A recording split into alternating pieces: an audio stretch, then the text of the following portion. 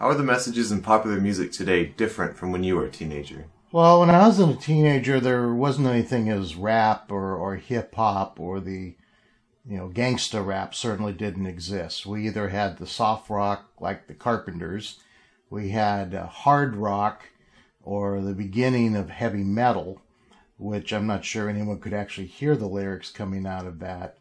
But then most of the time that I was a teenager, disco was the big thing. And the messages in disco were party, party, stay all night, dance, party, party, which is quite in the contrast today of the urban messages or gangster rap, which seem to be much more spun around despair and violence. Do you think music has more of an impact on teenagers' behavior than it did in the past? I don't know that it has more today than in the past, but I suspect that there are more teenagers at risk today than in the past, so that the music becomes the only answer. When you are in a despaired situation at home or single parent families with the parent out most of the day, or in an economically disadvantaged area, or even an area that's not so disadvantaged, but you have lots of idle time and no role models or guidance, I think a lot of people turn to music for answers, and what's glorified in the music becomes their sense of normal, and there's no one to counter that or to say, well, gee, that's just reflective of one aspect of life. Here are all the other things. With that missing, I think teenagers are more at risk to believe that's the only message and that's how life truly is. Do you believe that the messages that are being sent in today's music are more detrimental to teenagers' well-being than in the past?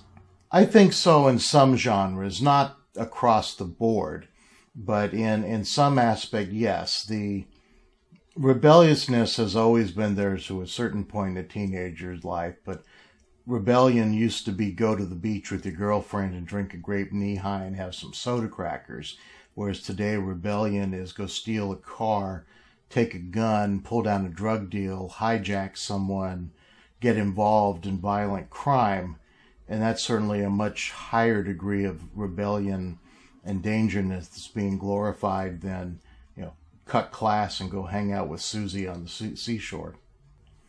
Do you believe that music has the ability to strengthen relationships between teenagers? Certainly, music appeals to both the intellect and the emotions, and teenagers are grown and developing individuals, and emotions tend to run high.